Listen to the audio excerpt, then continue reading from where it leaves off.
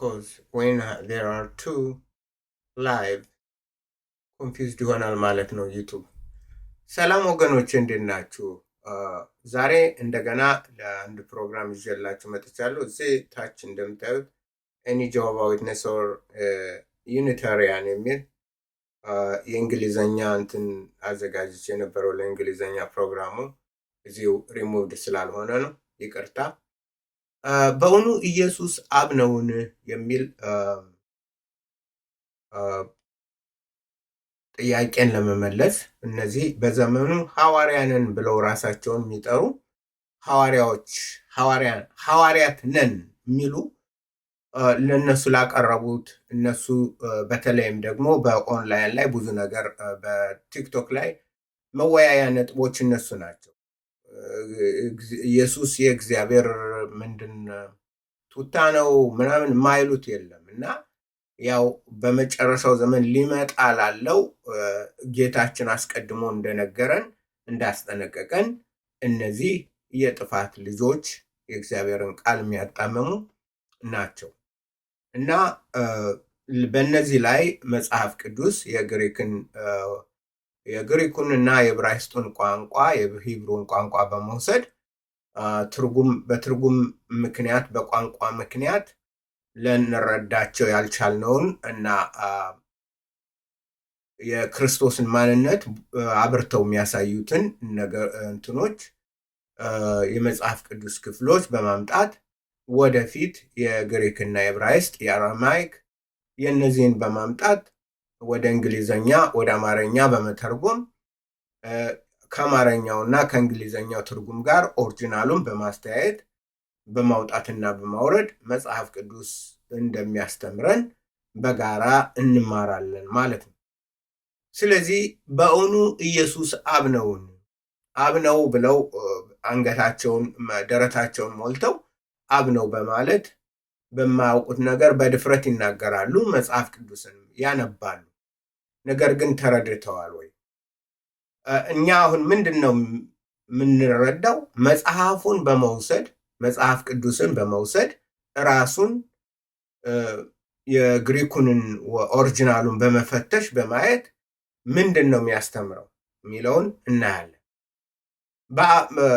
እንግዲህ በዮሐንስ 1:18 እንግዲህ ዮሐንስ 1:1 ቃል በመጀመሪያ ነበር፣ ቃልም በእግዚአብሔር ዘንድ ነበር፣ ቃልም እግዚአብሔር ነበር ብሎ ይናገራል።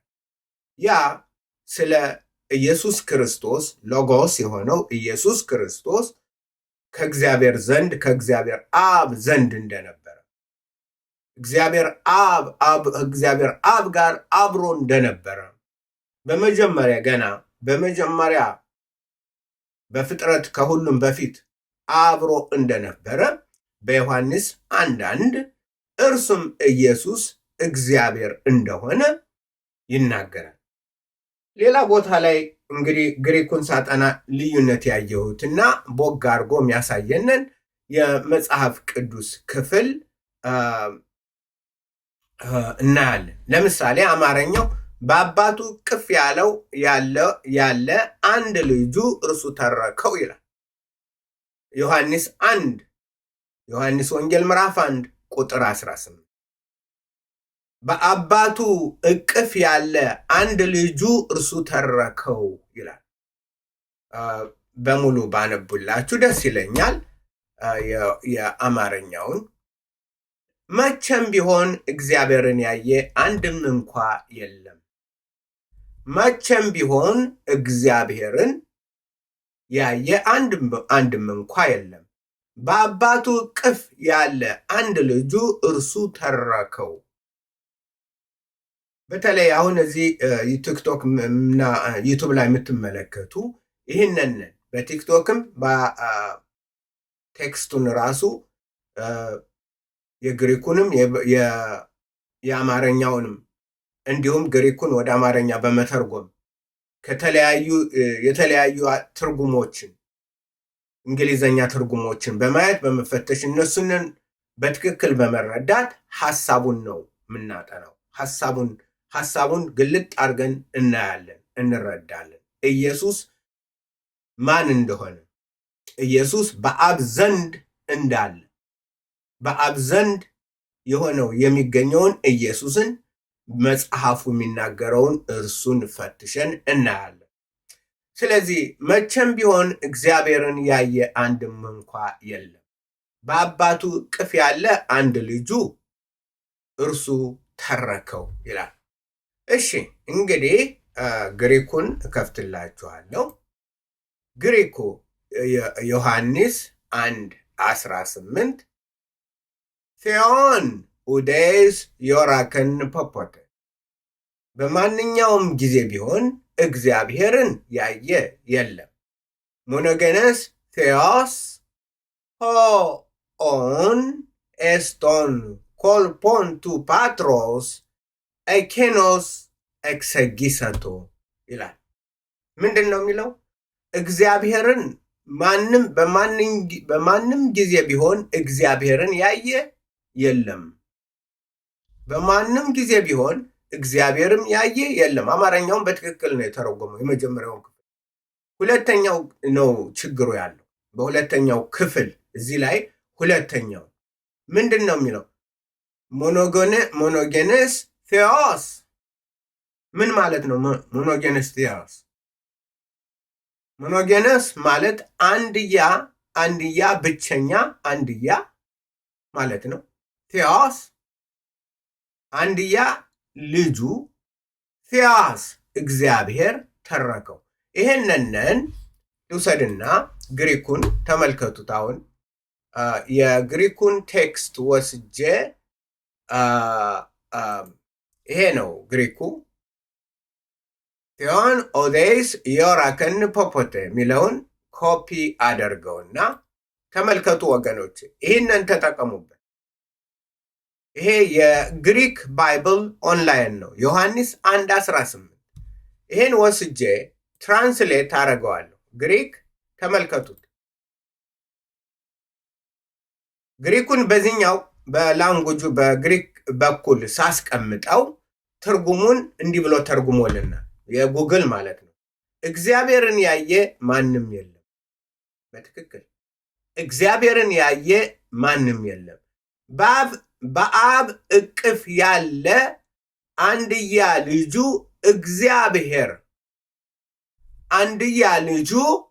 እግዚአብሔር እርሱ ገልጦታል። ዋው! እግዚአብሔርን ያየ ማንም የለም። በአብ እቅፍ ያለ አንድያ ልጁ እግዚአብሔር አንድያ ልጁ ማን ነው? እግዚአብሔር ነው። እርሱ ገልጦታል። እግዚአብሔር አብን ያየ የለም። እግዚአብሔር አብን ያየ ማንም አልነበር። ያየ ማንም የለም። ነገር ግን ከሰማይ የወረደው በድንግል ማኅፀን ሥጋ ነስቶ የተወለደው የእግዚአብሔር ልጅ አንድያ ልጁ ቃልም ሥጋ ሆነ፣ በእኛ ዘንድ ጸጋና እውነትን ተሞልቶ በእኛ ዘንድ አደረ የሚለው እርሱ ልጁ ምን አለው? ተረከው። እሱ ልጁ ማን ነው? እግዚአብሔር ነው። ስለዚህ ምን አለው? እግዚአብሔርን ያየ ማንም የለም። በአብ እቅፍ ያለ አንድያ ልጁ ልጁ እግዚአብሔር እርሱ ገልጦ አንድያ ልጁ እግዚአብሔር አንድያ ልጁ ወልድ እግዚአብሔር ወልድ በእግዚአብሔር አብ እቅፍ ያለው እርሱ ገልጦታል። ሁለት ነገሮች እነዚህ እናያለን። እግዚአብሔር አብ አለ፣ ልጁ የሆነው ደግሞ ወልድ እግዚአብሔር። ለዚህ ነው ጌታችን ሲናገር በማቴዎስ 28:19 ሂዱ በአብ በወልድ በመንፈስ ቅዱስ ስም እያጠመቃችሁ ደቀ መዛሙርት። ስለዚህ ወልድ እግዚአብሔርን ተርኮታል። ወልድ ራሱ እግዚአብሔር ነው። አሁን እዚህ ላይ አማርኛው ሚስ ያደረገው በትክክል የአማርኛ ያልተረጎመው ተመልከቱ። አማርኛውን ምንድን ነው የሚለው? መቼም ቢሆን እግዚአብሔርን ያየ አንድም እንኳ የለም። ትክክል ነው ያ ትርጉሙ። በአባቱ እቅፍ ያለ አንድ ልጁ እርሱ ተረከው። ኖ የጎደለው ነገር አለ። አንዱ ልጁ እግዚአብሔር እርሱ ተረከው። አንዱ ሞኖጌኔስ ቴዎስ ሞኖጌኔስ አንድያ ልጁ ቴዎስ እግዚአብሔር እርሱ ተረከው። አንድያ ልጁ እግዚአብሔር ወልድ እርሱ እግዚአብሔር እግዚአብሔርን ተረከው። ምክንያቱም ሞኖጌኔስ እርሱ እንትን አለው ይላል። ስለዚህ ግሪኩን የወሰድን እንደሆን ግሪኩ ይሄ ነው የሚለው ቴዎን ኡዴስ ኢዮራኮን ፖፖቴ ሞኖጌኔስ ቴዎስ ኦን ኤስቶን ኮልፖን ቱ ፓትሮስ በአብ ቀኝ አለ። በአብ ፓትሮስ ኢየሱስ አይደለም። ፓትሮስ ፋዘር ማለት ነው፣ አባት ማለት ነው። አባት የሆነው ማን ነው? እግዚአብሔር አብ ነው። እግዚአብሔር አብን አባት የሆነውን በእቅፉ ያለው ልጁ እግዚአብሔር ወልድ ገለጠው ነው የሚለው። ስለዚህ ይሄ ነው። ሌላ ዛሬ ያቀድኩት ሌሎችን እንግዲህ ይሄ ነው። ቴዎን ኡዴስ ኢዮራኮን ፖፖቴ ሞኖጌኔስ ቴዎስ ኦን እርሱም ኤስቶን ኮልፖን በአብ እቅፍ ያለው ቱ ፓትሮስ በአብ እቅፍ ያለው ኤኬኖስ ኤክሰጊሳቶ እርሱ ገለጠው፣ እርሱ አብራራው፣ እርሱ ለእኛ መጦ አስረዳን። አብን እንድናውቀው ያደረገን። ምክንያቱም በሌላ ቦታ ላይ በዮሐንስ 11:28 ነው ምናምን እንደዚህ ይናገራል። አብ ወልድ ሊገልጥለት ከወለደ አብን ማንም አያውቀውም ከወልድ በቀር ወልድንም የሚያውቀው የለም ወልድ ሊገልጥለት ከሚወደው በስተቀር ብሎ ይናገራል። ያን ሄዳችሁ ማየት ትችላላችሁ። ስለዚህ የጨለማ ስራ ሲመጣ ቋንቋውንን አውቆ መማር፣ በተለይ ግሪክ ዛሬ በደንብ እንትኑን ቴክስቱን ተመልከቱት። በቀይ በእንትን በአረንጓዴ በጣም አሳምሮልናል። አሁን ማጥናት እንችላለን በደንብ። ይኸው ዛሬ ግሪክ በተለይ ከኔ ጋር የምታጠኑት አፕዴት እንድታረጉት እና እነዚህንን በጣም የሚያምሩ እንትኖች እንድታዩ በእነሱ እንድትጠቀሙ ነው ማሳስባችሁ በዚሁ። ስለዚህ አማርኛው ምንድነው ችግሩ? እግዚአብሔር የሚለውን አውጥቶታል። አንድ ልጁ እርሱ ገለጸው ነው። አንድ ልጁ እግዚአብሔር እርሱ ገለጸው። አንድ ልጁ በአባቱ ቀኝ ያለው አንዱ ልጁ እርሱ አንድያ ልጁ እግዚአብሔር እርሱ ገለጸው። እግዚአብሔር እርሱ ገለጠው። ስለዚህ እግዚአብሔር የሚለውን ነው። እሺ ብዙ ትርጉሞችን አሳያችኋለሁ። ምክንያቱም አንዳንድ እንግዲህ የትርጉም ባይብል ሀብ ያሉ መጽሐፎች ተመልከቱ። እነዚህ ትርጉሞች ናቸው። እነዚህንን እንፈትሽ እና እንደዚህ ልክ እኔ እንደማደርገው እንትን በማለት መጠቀም ትችላለህ። አሁን ኢንተርናሽናል ቨርዥን አንዱ የዓለም አቀፍ እንትን ቨርዥን no one has ever seen God ማንም እግዚአብሔርን ያየው የለም but the one only son ብቸኛው አንዱ ልጁ who is himself is God እርሱ ራሱ አምላክ የሆነው። ለምንድነው who himself is God ያሉት? እሱ ራሱ እግዚአብሔር ነው ያሉት ለምንድነው? ምክንያቱም ግሪኩ እንደዛ ነው የሚለው። ግሪኩ ምንድን ስለሚል ነው? እርሱ እግዚአብሔር ነው። እግዚአብሔር በእግዚአብሔር አብ እቅፍ ያለው ልጁ እግዚአብሔር እርሱ ገለጸው። ስለዚህ ተመልከቱ።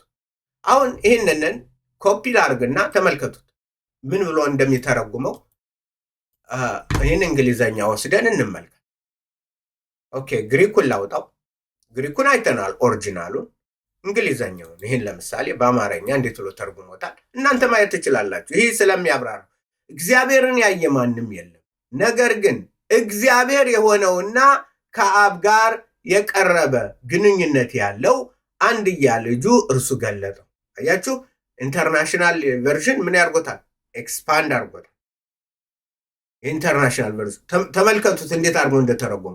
No one has ever seen God, but the one and the only Son, who is himself God and is in close relation with the Father, has made him known. እርሱ አሳወቀው አብን አሳወቀ። ምክንያቱም አብን የምናውቀው በወልድ ነው። የአብን ባህሪ የምናየው የመንፈስ ቅዱስን ባህሪ የምናየው በወልድ ነው። ስጋ ለብሶ በመጣ በእግዚአብሔር ልጅ። ይሄ የኢንተርናሽናል ቨርዥን ነው። ተመልከቱት አማርኛውን። እግዚአብሔርን ያየ ማንም የለም፣ ነገር ግን እግዚአብሔር የሆነውና ከአብ ጋር የቀረበ ግንኙነት ያለው ከአብ ጋር ግንኙነት አለው። እነዚህ የሚሉት ምንድን ነው? አብረው ጎን በጎን ያሉት አንድ ናቸው ነው የሚሉት ሐዋርያንን የሚሉት። ተመልከቱት ምን አይነት የተደናበረ እምነት እንደሆነ፣ ምን አይነት ምንም ያሳዝናል። ብቻ ለማንኛውም ሊሆን ያለው ይሆናል። ይሄ ኢንተርናሽናል ቨርዥን ነው። ተመልከቱ። ሌላ ባይብል ሀብ ሄዳችሁ ይህንን ውሰዱና በደንብ ተማሩበት። ኒው ሊቪንግ ትራንስሌሽን ምን ይላል? እንውሰድና ኦኬ። ኒው ሊቪንግ ትራንስሌሽን። እናንተ ይህ ጦርነት ነው፣ የምትዋጉ ከሆነ ተዋጉ፣ ተጠቀሙ፣ ቴክኖሎጂውን ሁሉንም ተጠቀሙ። እግዚአብሔርን ማንም አላየውም። ኦኬ ተመልከቱ። ኖ ዋን ሃዝ ኤቨር ሲን ጋድ። ኢትስ ዘ ሴም ቲንግ ነው። አማርኛውም እንግሊዘኛውም ሁሉም ነው። ችግሩ ያለው ኢየሱስ ሲሆን ነው ችግር የሚመጣው። but the unique one who is himself God, ልዩ የሆነው ልጁ እርሱ ራሱ አምላክ የሆነው እግዚአብሔር የሆነው is near to the father's heart, በእግዚአብሔር አብ ልብ ቅርብ የሆነው he has revealed God to us, እሱ እግዚአብሔርን ለእኛ ገልጾታል። አማርኛውን እንዴት አድርጎ ተረጎመው?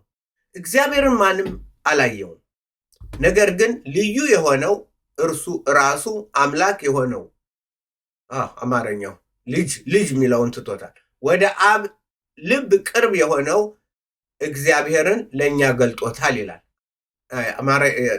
ተረጓጎም እንትን አለው ጉግል ነው። እንግሊሽ ስታንዳርድ ትራንስሌሽን እንውሰደው። ይሄን ተመልከቱት። ስታንዳርድ ትራንስሌሽን only God ይላል። the only God ነው። ትንሽ እዛ ላይ እንትን አለው ተመልከቱት።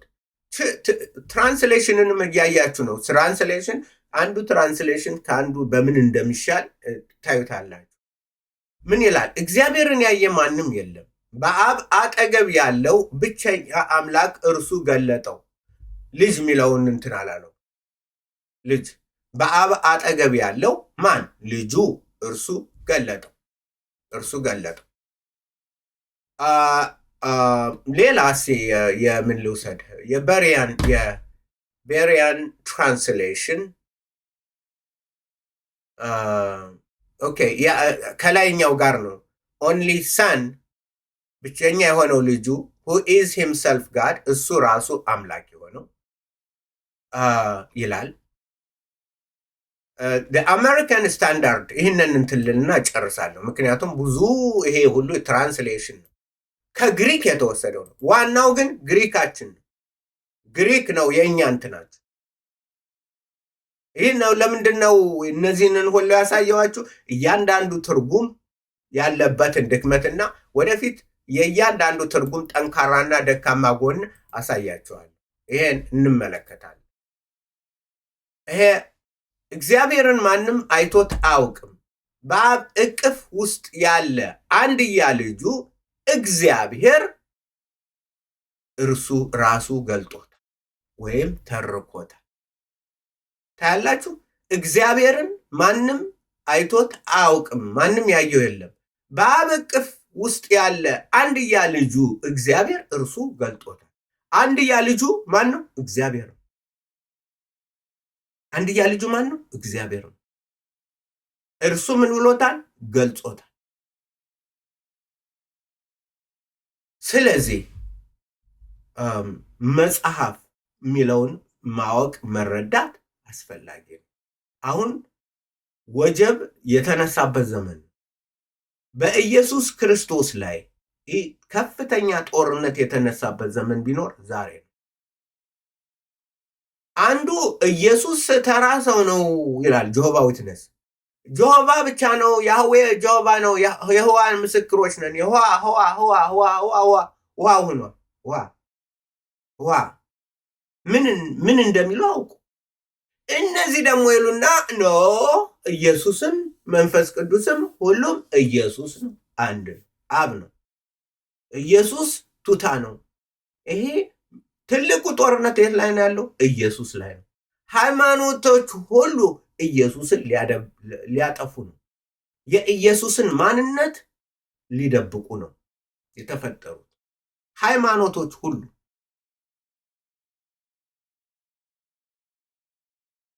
ሃይማኖቶች ሁሉ ያ በስቷል። አንድ አሪዮስ አንድ ነው። አሁን ምንም ማለቂያ የለውም መጽሐፍ።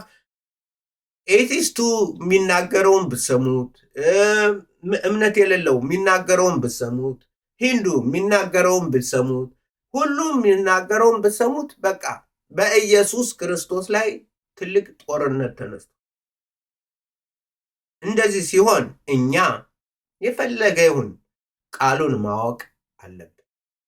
የእግዚአብሔርን ቃል በሚገባ ማወቅ፣ ዝም ብሎ ጥቅስ ብቻ ይዘን መሄድ ሳይሆን ምንድን ነው አማርኛው። ለምሳሌ ይሄ ነው አሁን ካነበብኩላችሁ ትክክል ነው። መቼም ቢሆን እግዚአብሔርን ያየ አንድም እንኳ የለም ይላል። እሺ፣ በአባቱ እቅፍ ያለ አንድ ልጁ እርሱ ተረከው አይደለም።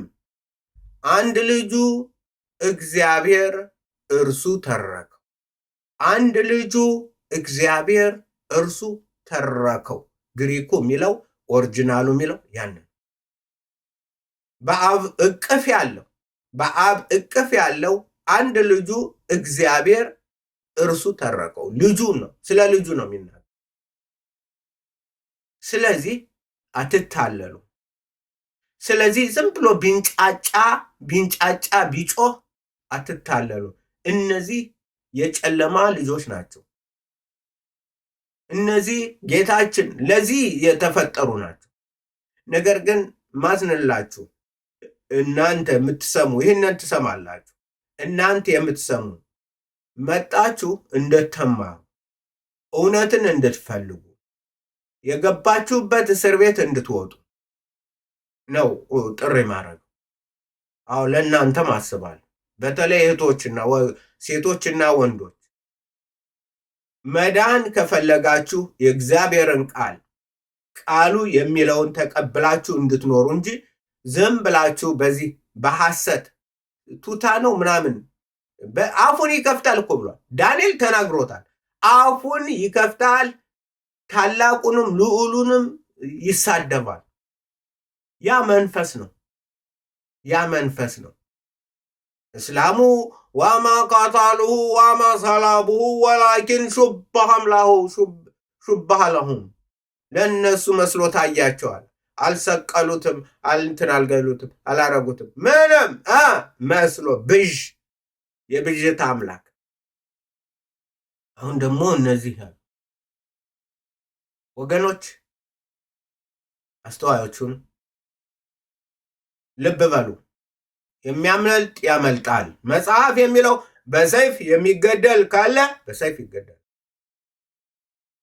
ራይ እንደዛ ነው የሚለው። በሰይፍ አለ ሰይፍ፣ በእግዚአብሔር ቃል ሰይፍ። ምክንያቱም ቃሉን ሰይፍን በትክክል መያዝ አለብህ። ማትስ ከሆነ ይቆርጥሃል፣ ያጠፋሃል። ስለዚህ አስተዋዮች መሆን አለ። አሁንም ግሪኩንልና እጨርሳለሁ። እንደገና ኮፒ አረኩት። ግሪኩን ተመልከቱት። ግሪኩን ወስዳችሁ ከአማርኛው ጋር አስተያዩት። ይኸው እንደዚህ ነው። ሳይቱን አስቀምጨላችኋለሁ። ሁሉ አለ። ይህን አጠፋዋለሁ፣ ይህን ግሪክ እለዋለሁ። ግሪክ ወደ አማርኛ እግዚአብሔርን ያየ ማንም የለም። እንደዚህ ተብሎ ነበር መተርጎም ነበር። እግዚአብሔርን ያየ ማንም የለም። ትክክል። አማርኛውን በትክክል በአብ እቅፍ ያለ አንድያ ልጁ ኦኬ እግዚአብሔር እርሱ ገልጦታል፣ እርሱ ተርኮታል፣ እርሱ አስታውቆታል። ኤክሰጊሳቱ። ስለዚህ በግሪክ በዚህ ያሉትን በማምጣት ሰፋ አድርጌ ወደፊት እንትን እላለሁ እና ደግሜ እለዋለሁ፣ እጨርሳለሁ ከእናንተ ጋር